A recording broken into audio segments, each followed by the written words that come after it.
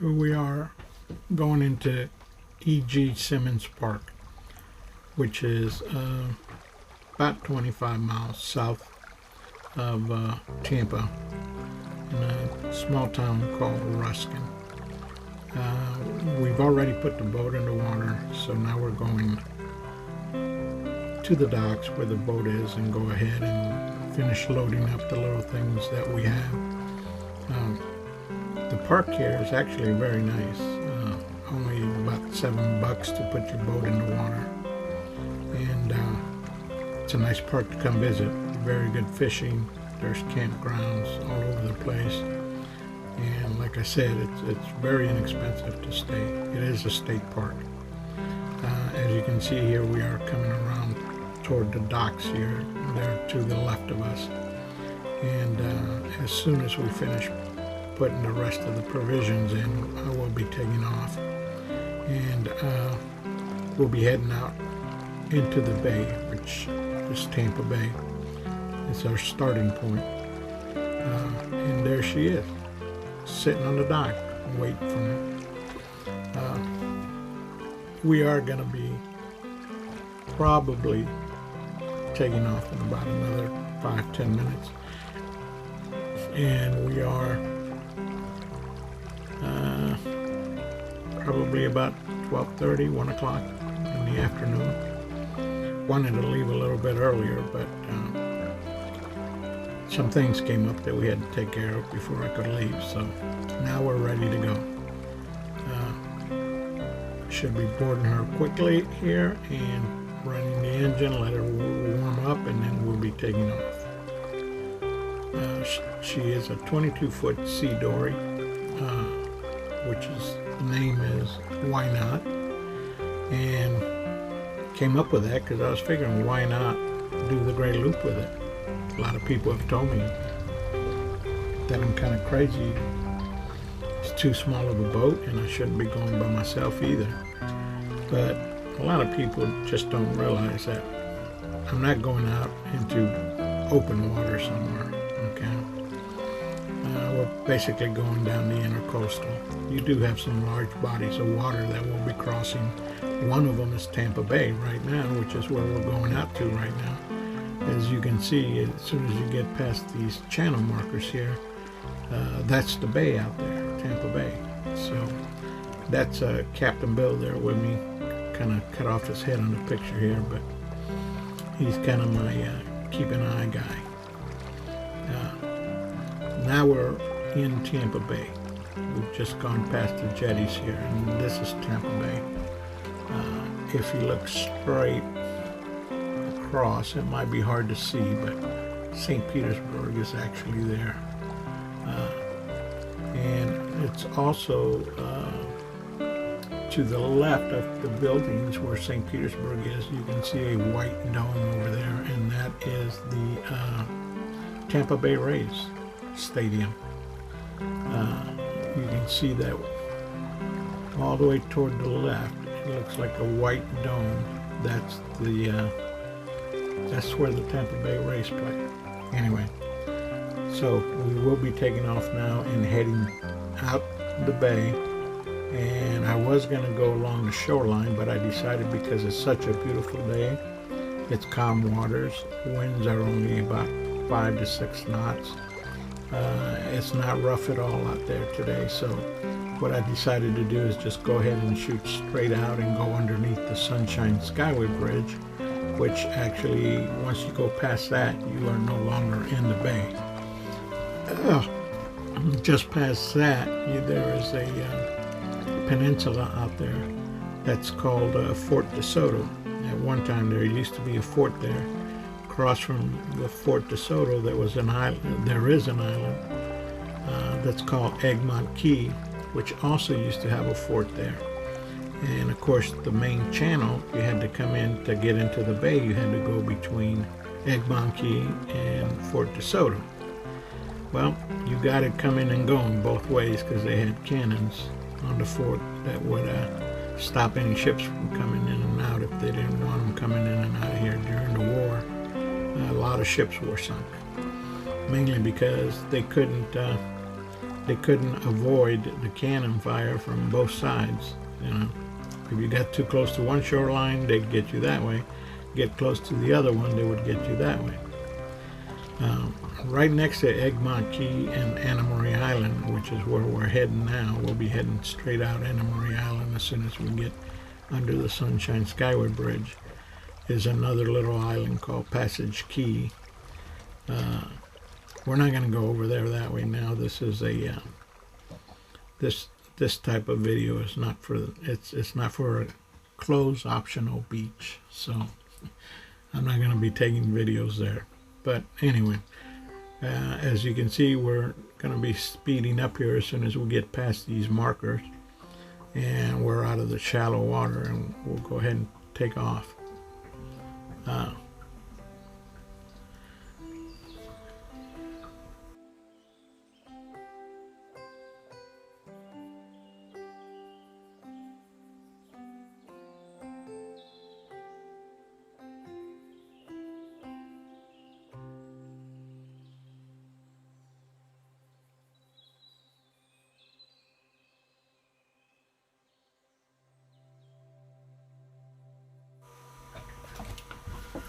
Also, as you can see, there's quite a big ships out here in the bay that are coming down the channel.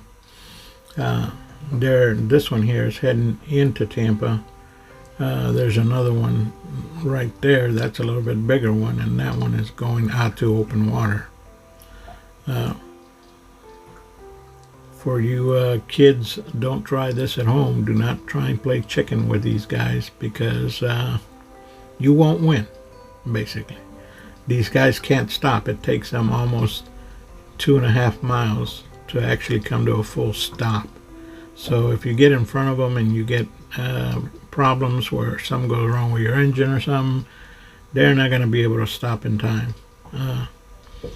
What they do is basically just blow their horn, and hopefully, you know, somebody can hear you and they'll come and get you out of their way. But anyway, I don't know if you can see it yet, but the Sunshine Skyway Bridge is just straight ahead. As soon as we get closer here, you'll be able to see where we're at, and we will come up to it here shortly. And here we go. There's the Sunshine Skyway Bridge. We're still quite a ways from it. You know, there's a story about the Sunshine Skyway Bridge a few years back. It got hit by a freighter coming in, and it tore the bridge down. It came falling down, and I think a couple cars went over into the water. A truck or something landed on the ship itself. So this is the new and improved Sunshine Skyway Bridge. Now they have these round concrete barriers surrounding the pylons, so it's kind of hard to hit them now. Hit the pylons directly. You would have to hit the concrete barriers first, and it's not going to be easy to move.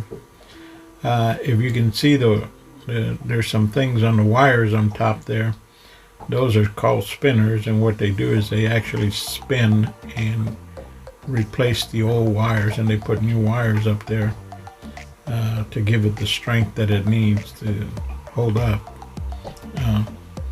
Here we are now. We're heading toward Anna Marie Island.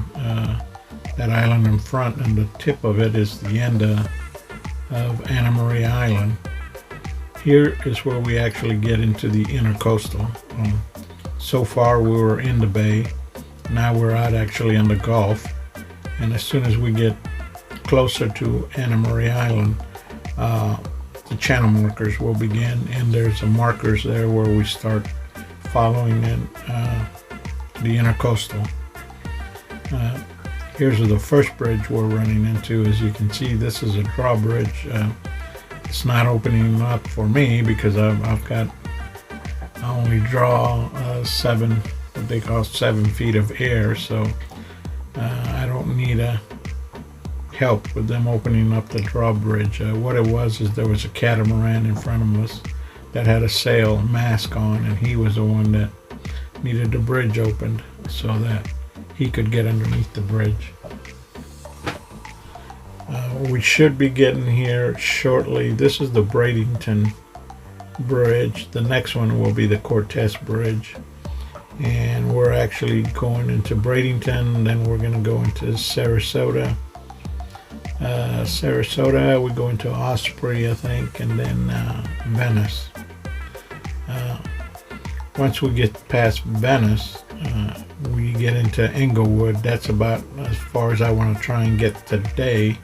Hopefully I can do it. I kind of left late, but didn't leave till about 12:30, so hopefully I can get to there.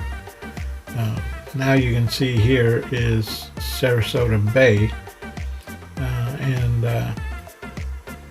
it basically, you can see how the water's kind of moving the boat around a little bit more. I don't know why, but for some reason Sarasota Bay seems to be a lot choppier than the Tampa Bay, although Tampa Bay is a lot bigger. For some reason it's a little bit more choppier, I guess. This is the Ringling Brothers bridge, which this bridge takes you into St. Armand's Key and the beaches, the Bradenton beaches and the Sarasota bridge beaches. Right to the left, as we're going underneath the bridge, is a pretty nice marina called Marina Jack's. It's pretty well known in Florida. Very nice marina, nice restaurant, all the amenities you could use, and they always have the boat show there, so it's a good place to visit.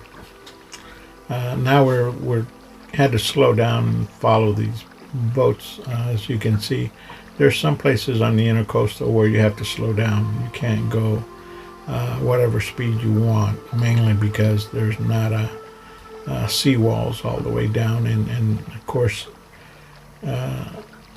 you want to protect the properties of these houses and homes that are underwater. So they have what they call a no wake zone, areas that you got to go through. Kind of slows you down a little bit. If you were out in the Gulf, you wouldn't have to worry about slowing down, but on the intracoastal you do. But it's not that big of a deal. It's only for a while that they do that. Here we go into another bridge here. We've already basically gone past Sarasota and Osprey. We're coming into close to Venice now. Once we get into Venice, Venice actually has a canal that was dredged. It's a man-made canal that they dredged because they didn't have an intracoastal there, and you had to go out into the Gulf and go outside, go past Venice, and then come back into the intracoastal. So they went ahead and built a canal that allows you to stay on the intracoastal, and it's a man-made canal, so we'll run into it here shortly. But as you can see, making the Great Loop, you're not out on the open water.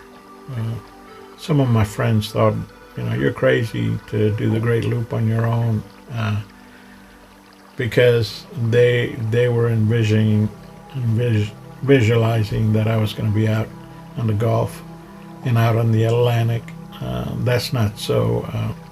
Here we're coming up to Venice, and I'll be turning toward the right, so you can see the inlet that comes in. Now, once you go past the inlet out here, now you're in the Gulf. That's the inlet coming in, and out there on the other side of those markers is the actual Gulf, Gulf of Mexico, as they call it. So, but we're not going out there. We're staying in the intracoastal, and that's the thing about the intracoastal. It's kind of protected waters. The majority of it, I would say, 70% of it is waters, protected waters like this here. There are lakes, rivers, canals that were built. A lot of them were built by the Corps of Engineers to be able to have safe passage of warships that were getting bombed all the time and getting destroyed by the submarines. So they kind of built this now, but now it's only used for pleasure boating, and I mean some commercial probably, but most of it is all pleasure boaters. There's the fuel docks right there to the right. You can see that boat going in there to get some fuel. Venice has very beautiful water, turquoise color water, and it's very, very nice. We're almost going to be making a few turns here shortly, and then we'll be going into that man-made canal that I spoke about earlier, and that would be where they dredged it out, and it's an average of about 7 to 8 feet the whole time that you're on there. It's not very long, probably I would say 5 miles maybe, but it's very easy to get in and out of, and you can travel as fast as you want. This bridge right here is kind of toward the south end of Venice already, so we haven't exactly left Venice yet, but we're going through Venice now. Like I said, a lot of these bridges I don't have to worry about them opening or closing them because I don't draw but 7 feet of what they call air. So I don't have to call the bridge master to open up a bridge for me so I can go underneath of it. Once you go past this bridge, there's one other bridge, and once you go past that bridge, then you'll go into that man-made canal that was built there by the people of Venice, so that they could continue on the intracoastal without having to go out on the Gulf. That was pretty nice of them. We can see if we keep to our right, I don't think you're going to be able to see it from here, but there was a nope, we're not. Yeah, we're going to miss it. It was just a big tower that used to be an old tower that was there. It's long gone, I guess, now. Here is the bridge where right on the other side of this bridge is actually where the man-made canal starts. And like I said, it's a pretty neat little canal, and it gets you hooked up to the intracoastal on the other side of Venice. By the time you get out of this canal here, you're actually out of Venice already, heading toward into Englewood, which is where I want to try and get to tonight. If I can make it to Englewood, I'd be doing okay. And I did. I actually went past where I wanted to go. I wanted to get at least up to Stump Pass Marina area in Englewood, and I figured from there I should be able to make La Belle tomorrow. And it was, if the weather stays pretty good like it did today, I shouldn't have any problems getting to La Belle. La Belle is a little town that's on the Okeechobee Waterway. It's a small little town, but the nice thing about them is that they give you 3 days of free docking. Here we are now. This is a man-made canal that I was telling you about, and as you can see, you know, the rocks all on both sides there to keep the waves from digging out or drenching the walls here on the side. It's pretty deep, so you don't have to worry about it. You have no speed limit, so you can go as fast or slow as you want on this. I'm averaging about 15 miles an hour, mainly because I've only got a 90 horsepower outboard on here, so it is a 2-stroke, but it is fuel injected, and it's also oil injected, and it's pretty good on fuel.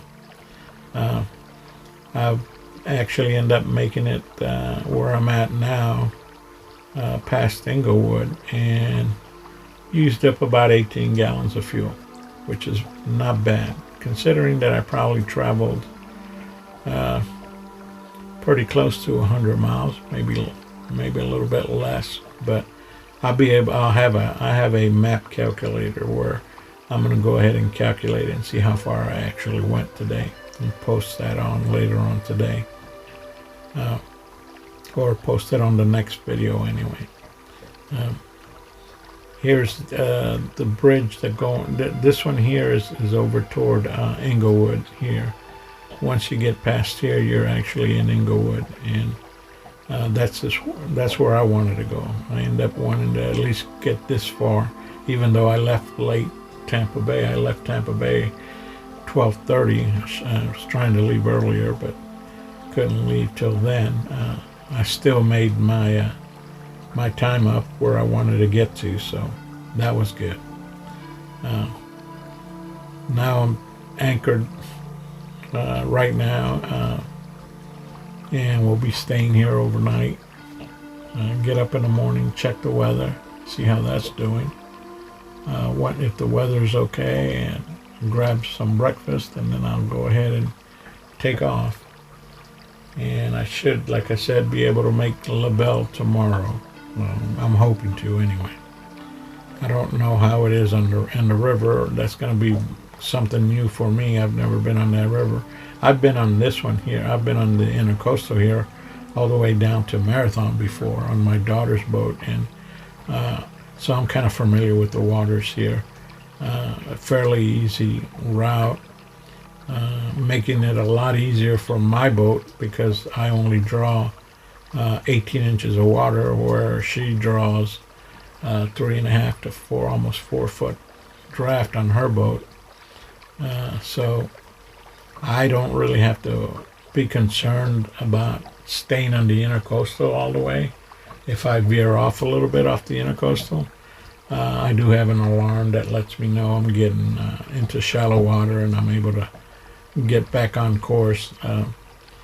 But for the most part, 18 inches of water, I mean, I could see bottom at 18 inches. So all I got to do is look outside and look down, and if I see the bottom of wherever I'm at, then I know I'm too shallow. Here, once you get past this one here, we're basically out of the Sarasota area. A little place right before, or just south of Sarasota, is a town called Osprey. So this is kind of where we're also heading.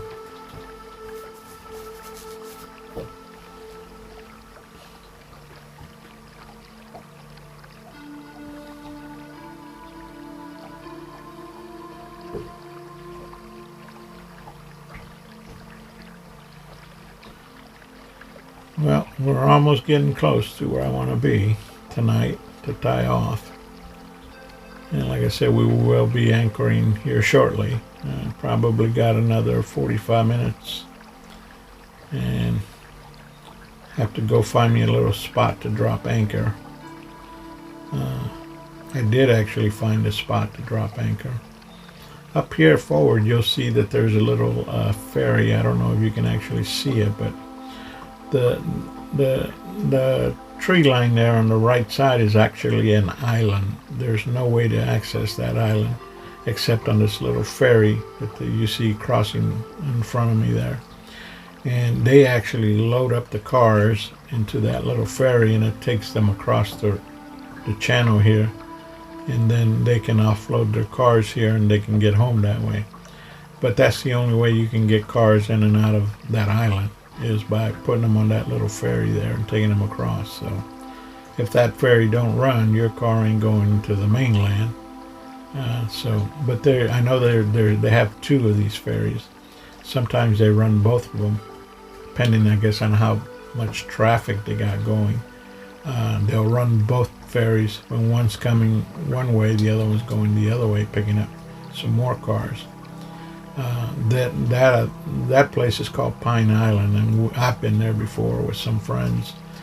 We did a motorcycle run to that island, And then of course we loaded up our motorcycles on that little ferry, went across, and then we just rented golf carts while we were there, so we didn't have to ride around on the bikes. You can rent golf carts. Actually, the hotel where we stayed at, they provided golf carts included in the stay there. Here we are. I've just dropped anchor now, and just kind of giving you an idea of where I'm at. There is a sailboat in front of me right now, and then there's an island there. Right on the other side of that is the Gulf of Mexico. And then behind me there's also another boat that's also dropped anchor. And I've kind of decided to drop anchor here just like these guys did.